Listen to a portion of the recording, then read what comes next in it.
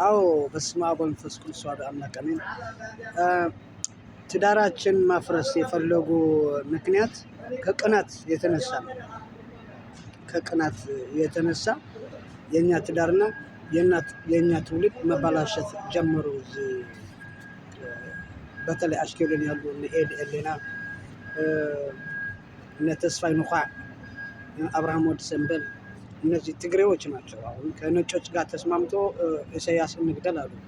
እኔ ደግሞ የኛ ወታደሮች አሉ በአሽኬሎን ሴቷ የገፈተራት በጥንቁልና የሚያምናቸው በፎቶግራፍ ሰርታ ወደ ቤት ስትሄድ ደክማለች። ሰርታ ወደ ቤት ስትሄድ በአሽኬሎን ተቃና መርከዚት አጠገብ እኔ እዛ ሲጽፍና ሲያጠና ነበርኩ። የሆነ ጥናቶች የሚወስደው ጥናቶች አለ ሲያጠና ነበርኩ። የሃይማኖት ብቻ ሳይሆን የሌላ ትምህርት አለ። የሃይማኖት ትምህርት ተምሬያለሁ። ገና በህፃንነቴ የሃይማኖት ትምህርት አውቃለሁ ተምሬያለሁ። የስላሴ ስንት ይሆናሉ? አንድ ሆነው ሶስት ይሆናሉ? በምን በአካል በግብር ዝብል ናይ ስላሴ ትምህርቲ ኣሎ። ናይ ቅድስቲ ቅዱሳን ናይ ድንግል ማርያም ትምህርቲ ኣሎ። ተኣምረ ማርያም ማለት እዩ። ነገረ ማርያም ኣሎ። ነገረ ማርያም ከይተማሃርካ ናይ ክርስቶስ ኣገልጋሊ ክትኮን ኣይትኽእልን ኢኻ። ሓደ ካልኣይ ናይ ነገረ ክርስቶስ ከይተማሃርካ ክርስቲያን ክትኮን ኣይትኽእልን ኢኻ።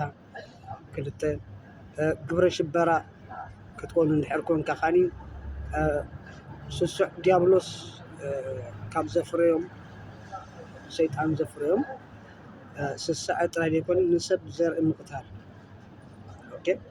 ሰብ ፅቡቕ እንድሕር ተወሊዱ ኣብ ፅቡቕ ፈሪሉ ብፅቡቕ ፈሪሉ ሰይጣን ክርዳድ እዩ ዘርኢ። እግዚአብሔር 30 60 ሚእቲ ክንፈርም ከለና ብሃይማኖት ጥራይ ዘይኮነ ክንሰርሕ ህንፃታት ክንሰርሕ ዝተሸገረ ክንረድእ ክንሕግዝ ክቡር ዓመት በዓል ናይ እግዚአብሔር ክመፅእ ከሎ ከዓኒ ዓመት እግዚአብሔር ዓመት ንዓመት የብፅሐና እንዳበልና ዝተሸገሩ ብገንዘብ ብንዋት ብሞራል ብሕሩድ ብምሕራድ ብሓንሳብ ኮይና በጊዕት ሓሪዳ ንሓደ ሰለፍ ቁርፅ ኣቢልካ ትህቦ። እዚ እቲ ንሕና ባህሊ እዩ። በጊዕ እንድሕር ተሓሪዳ ሓደ ሰለፍ ንጎረቤት እያ እቶም ካልኦትካ ብምሉእኻ ተመቃሪሕካ ትበልዕ። እዚ ንሕና ባህሊ እዩ። ላም ተሓሪዳ እውን ከምኡ እዩ። ፅልካ ኮን ሕሩድ ዝሕረድ ትሚልካ ኣይኮነን። ዝሓመመት ዕብራን ዘለዋ ገለመላ ኣይንሓርድና ኩሉ ነገር ነስተውዕሎ ኢና። ብፍላይ በዓል ሓደ ንፋስ ርኢና ከብቲ ይሕምሙ መርፊ ይወግኡ ስኒ የውፅኡ ናይ ትውልዲ ናይ ሰብ ክርኢ ይመፁ ኣብ ታሕቲ ንፋስ ወልደ ኪኤል እውን ከምኡ ካልኦት ጎራብቲ እውን ከምኡ ሰመምቲ ህዝቢ በኪሎሞ በቃ ትውክልቲ እግዚአብሔር የብሎምን። ሰብ ተተወሊዱ ወታደር ጥራይ ኣይኮነን ዝኾን ሰብ መምህር ይኸውን ተምሃራይ እውን ይኸውን። ተምሃራይ ትኾይኑ ተዓዊቱ ኣሎ ማለት እዩ። ተምሃር እንድሕር ትኾንካ ትሰምዕ እንድሕር ኮንካ ዋላ ወታደራዊ ይኹን ዋላ ሃይማኖታዊ ይኹን ዋላ ናይ ህንፃ ኣሰራርሓ ይኹን ዋላ ዝኾነ ይኹን ተምሃራይ ትኾንካ ዕድል ናይ ትምህርቲ ረኺብካ ኣለኻ ማለት እዩ። ተባሪኽካ ኣለኻ ማለት እዩ። ዋላ ናይ ህንፃ ይኹን ናይ ንግዲ እውን ትምህርቲ ናይ ንግዲ እውን ኣሎ። ናይ ንግዲ ትምህርቲ ኣሎ። ናይ ንግዲ ነጋዶ ትምህርቲ ኣሎ። ስእልካ ነጋዳይ ትኮን ኢኻ ትምህርቲ ክህልወካ ኣለዎ። ብክንደይ ትሸጦ ክንደይ ኣታውለካ ክንደይ ተውፅእ ክንደይ ግብሪ ትኸፍል እዚ ኣሎ ናይ ነጋዶ። ሰራሕተኛ እውን ከምኡ ኣሎ። ግብሪ ክትከፍል ከለኻ ሕጋዊ ዝኾነ መንግስቲ ቅብልት ይወስድ። ግብሪ ክትከፍል ከለኻ ቅብልት ይወስድ።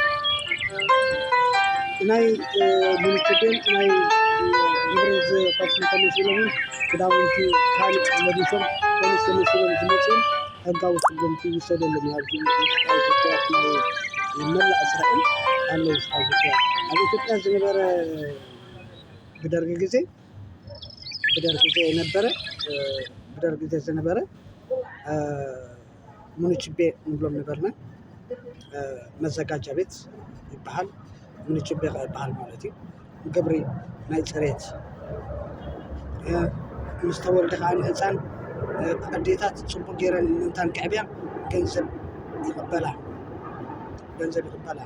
ንሕና ከዓ ሰሪሕና ምስ ዓበና ነቶም ዓበይቲ ንባርኾም ማለት እዩ ዕድሚኦም ስለ ዝኣኸለ ገንዘብ ኣምፂና ሰሪሕና ኣውደ ዓመት ክኾን ከሎ ንበጊዕ ዝኸውን ገንዘብ ንስድድ ንፈሓም ይኹን ንክዳውንተን ይኹን ንወርቀን ይኹን ገለመለ ደስ ዝብለን ነገራት ወርቂ ማለት ሰብ እዩ ወርቂ ይበሃል ወርቂ ዝበሃል ውላድ እንድሕር ወሊድካ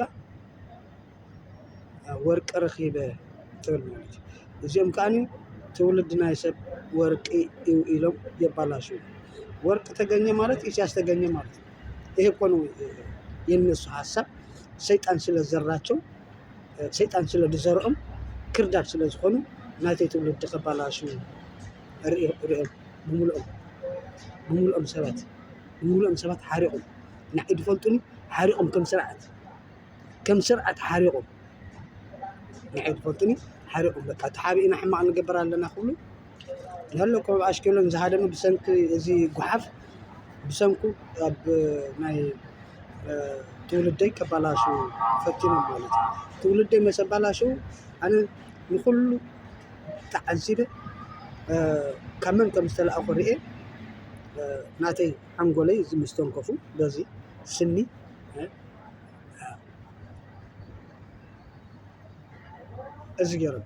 እዚ ገይሮም ክኣክል ጌጋ ገይሮም ክኣክል ኣብ ርእሲ ጌጋ ከዓ ጌጋ ገይሮም ካብኡ እኒኦ ንሕና ወታደራዊ ትምህርቲ ተማሂርና ኢና ናይ ህዝቢ ኢና ንሕና ወታደራዊ ትምህርቲ ማለት ናይ ህዝቢ ወታደራት ማለት ኩልና ቅዱሳት ኢና እምነት እግዚአብሔር ጽኑዕ ሃይማኖት እምነት ኣለና ሃይማኖት እምነትካ ክርስትናኻ ክሄድካ ኣይሁድ ዝብልካ ግን ኣይሁድ መዓስ ነይሮም ኣይሁድ እውን ኣይንፈልጥና ንሕና ከምኡ ኢሎም እስራኤላውያን ኣይሁድ ኣይኮንና ንሕና ኣይንፈልጠኩምና ውፅእ ካብ ዝለሙ ተሓቢርኩም ሕማቅ ትገብሩ ፈውሳማት ትውልድኩም ተባላሽዩ ንሰብ ተባላሽዩ ንስኹም ተባላሽኩም ንሰብ ትውልድ ትርእዩ